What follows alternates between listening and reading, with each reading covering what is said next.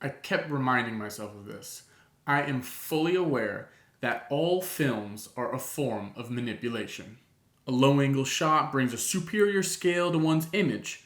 Putting a character in the center of the frame or the side gives us a sense of how we should view this person.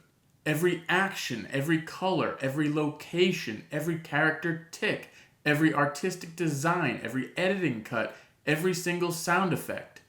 It's all a form of manipulation. I get that. But how far can manipulation go? Should I even be using the word manipulation when it comes to films? I'm not really sure. I don't know. But I think there is a lot of manipulation, and even more so, there's a lot of just dirty tricks. A lot of dirty tricks are pulled when it comes to movies, and I believe this movie does that to an extreme effect. This video is not a recommendation for this film. Even though it is highly praised and highly rated, I would not urge you to watch this film. Let me tweak that just a little bit. I would not see this film unless you know exactly what the film is truly about. You're to call this number. It's the coroner's office. You've got bad news. I said, is my son dead?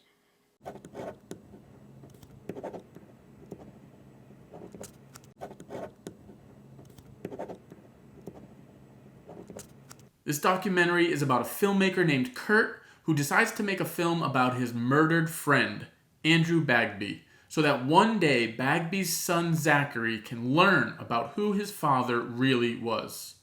The film centers around the letter that Kurt is trying to write to Zachary.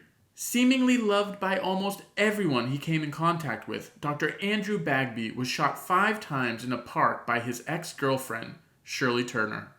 Shirley Turner is arrested, and then Bagby's friends and family find out Turner is 4 months pregnant with Andrew's son.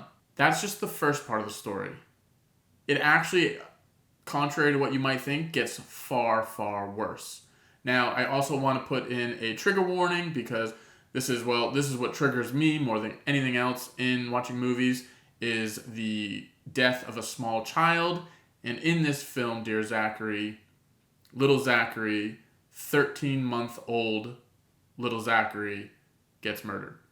The second half of the film centers around Shirley Turner's murder trial, custody of the child, as well as Shirley Turner's murder-suicide. She kills her own baby Zachary. Dear Zachary hit me and hit me hard. This is an awful, awful true story, and Shirley Turner was an absolutely vile, vile human being. She is disgusting and a disgrace to all humanity, and as I go on with this video, I don't want people to forget that she is the cause of all this, and it is absolutely despicable. But I am going to discuss another matter. As I finished watching the movie, I also found myself to be really, really, really upset with the filmmaker, Kurt, the best friend of Dr. Andrew Bagby. And the more I thought about it, I thought about why. What was it that was making me so angry towards the filmmaker? Because this is a guy who literally had to go through all this. This was his best friend. He knew the friends and family. He knew Zachary. It absolutely have to have been absolute torment. But I believe the filmmaker really, really, really lied to his audience. He manipulated his audience with his choices, with his creative choices that he made for this film. And what's even crazier to me is that I feel like this manipulation started well before I even saw the movie. Literally, the title is Dear Zachary, a letter to a son about his father. That's line number 1. Originally, that was his plan. But then Zachary was murdered. The title suggests something the film isn't. The filmmaker says towards the end of the film that, in fact, this movie and letter is for Kate and David, Zachary's grandparents, who worked so hard to protect Zachary. So he changes the letter to address Kate and David. So then the film's title should have been Dear Kate and David, not Dear Zachary. Line number 1. You look at the log line, you look at the summary, and it says nothing about this poor little 13-month baby getting killed. 0. And I get it. You don't want to spoil it, right? You're a documentary filmmaker here, and you want to have some serious shock value to really get the emotions flowing and really surprise us and wow us and hit us with a sledgehammer over the head. I get it. That makes total sense. But I just think it was really, really a low blow to have your logline and your summaries not mention anything about Dear Zachary. And the title itself, Dear Zachary, implies that Dear Zachary is alive because you're writing a letter to Zachary. And I get it. He was alive when you started the film. I get it. But let's look at the log lines. Letterboxd summary is this. Quote, in 2001, Andrew Bagby, a medical resident, is murdered not long after breaking up with his girlfriend. Soon after, when she announces she's pregnant, one of Andrew's many close friends, Kurt, begins this film, a gift to the child. IMDb says this about the film. Quote, a filmmaker decides to memorialize a murdered friend when his friend's ex-girlfriend announces she is expecting his son. Now, believe you me, if IMDb or Letterboxd or whatever Kurt put out there to go out into the world in terms of a summary or a logline, if it was to say, this is the story about a father and a son who is murdered, I would have gone into this with a grain of salt, or I would have gone into it not at all. I wouldn't have gone into it because it's something that I know would have triggered me. So, I would have had the option of whether to see something that I knew was going to trigger me. You don't want to spoil the big reveal, the big shock. That's great. If you didn't want to spoil that, you wanted your audiences to be just devastated. Okay, like I get that. Like that's what filmmakers do. But your creative choices, in my book, are very, very suspect. So many documentaries are made and describe horrific things, but there's also this sort of buffer where the filmmakers are trying to learn what has happened or are showing us their discoveries. Kurt of Dear Zachary knew everything and is showing us what has happened. As a filmmaker myself, I couldn't possibly imagine making something like this when it involves my own friends and or family. My issue with this is not that he made this movie. I think this is a very, very, very important story that needed to be told. My issue is with how he went and did it. My issue is with his creative choices. Let's look at how he does it. He says that this movie turns into a letter for the grandparents, for Kate and David. But I think that's total bullshit. If you're going to make a movie about their murdered son and murdered grandson, you think they want to see the images of their son, his face up close in death, his pants soiled or bloodied? You really think they want to see 2 shots on their dead son's rear end, one in extreme close-up? Their son was violently killed, being shot 5 times. And when you cut to pictures of the dead son, your best friend, mind you, you make a cut with the sound effect of a gunshot? Ow! And when you reveal that dear little 13-month-old Zachary has been murdered by drowning, you have the audacity to show footage of this poor boy playing in a pool with his mother and bouncing a little ball off his head repeatedly? This is your creative choice? Yes, this is your creative choice. The visuals, the editing, the music, the narration, these are all choices you made to tell this horrific story. And then you slap some voiceover on the visuals too? We get to hear the mother say, Mommy loves you. Did you have a nice nap? What did you dream about? well, what a beautiful, creative juxtaposition between having a nice nap and an eternal sleep. That's messed up, Kurt. Again, you say in the movie that you made this movie for the grandparents, Kate and David.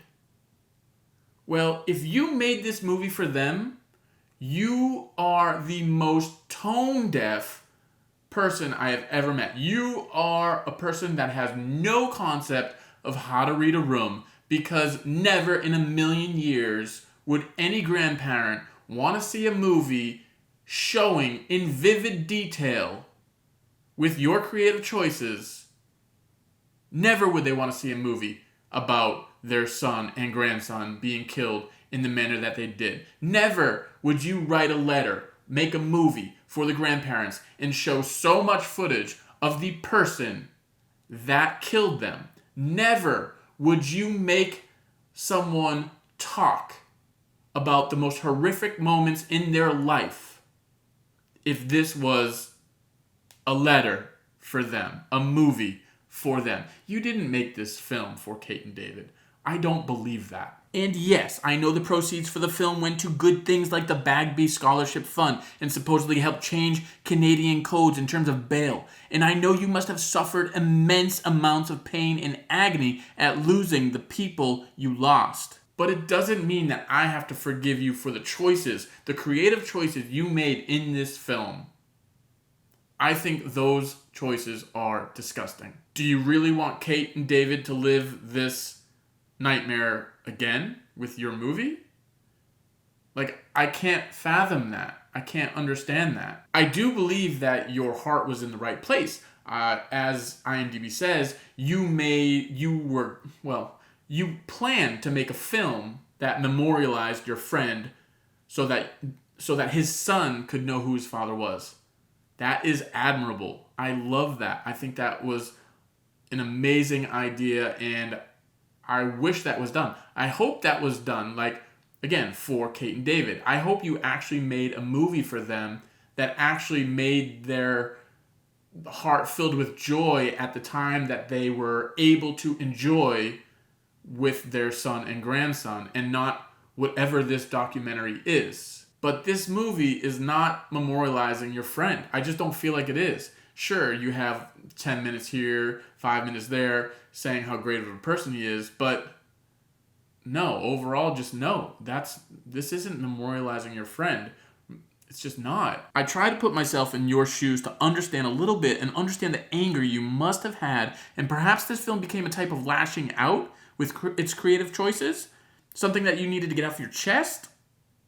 But then don't say you're making this and writing this for Kate and David, or worse, title it Dear Zachary. That title dupes us for shock value, and I just don't see why you would do that other than for shock value. There's so many things I could go into. You clearly love Kate and David. You tell them that, quote, you still have children, end quote. That is both admirable and beautiful, and I applaud that. These are tender moments, but then you also force Kate and David to retrace their every step when having to go to the coroner and seeing their dead son, and the horror story that occurs when Kate touches his face. And as they tell their gut-wrenching story, you show photos of their dead son as a tiny baby. I assume you did this to get very powerful moments for your documentary, and you pulled that off wonderfully. I mean, seriously, you showed pictures of the dead son as a baby during this interview. Maybe it's not manipulation, but it's a cheap, dirty, trick to pull. Those are intense moments that everyone in the world hopes they never have to go through, and I'm hoping you pulled those moments from them so this movie would have a lasting effect on the viewer, and also to make a change in the law in the process and bail for accused murderers, etc. But that's a different movie. That's something that you should have created, but you didn't. You said you were creating a film for Kate and David, which this is not. The movie was to create change, and that's an absolutely great thing. But don't tell us the movie is for Kate and David. That's a lie. I'd be willing to bet Kate and David gave you their blessing to make this film too. I don't doubt that at all. But I still very much question your creative choices. Think about it. This is a friend asking all of his friends and family to relive the worst nightmares that they could have never imagined. And I can only imagine that if your worst nightmare happens, your brain thinks of a new worst nightmare. For these people, that second worst nightmare happened as well when little Zachary was murdered. And it's messed up to go there. It's one thing from a detached filmmaker asking these questions. They don't know the pain or understand it, and they're trying to get to the bottom of it. But this filmmaker knew the pain, and he brings it up and exploits it. It's just awful to me. I don't want to put words into any other parent's mouth, but me personally, there is this weird thing where you have to think about the worst case scenarios. It's what you do to protect your child.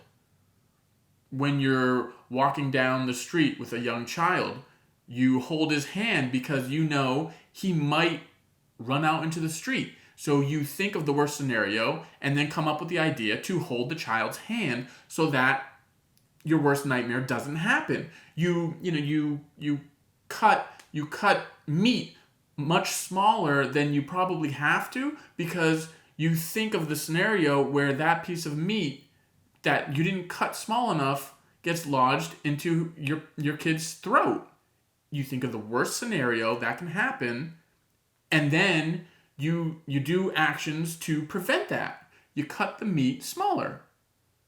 So every parent, in a way, is constantly thinking of the worst nightmares possible in order to protect their child. That is my worst nightmare, is losing my child. And now I have a second worst nightmare, because what can be worse than losing a child and then a grandchild right after, especially in the manner that it has happened here. So let me reiterate, I am not upset that this story was told. It needed to be told, but this story needed to be told in order to get laws and rules changed for possible murderers and bail, and that is very applaudable. I applaud that.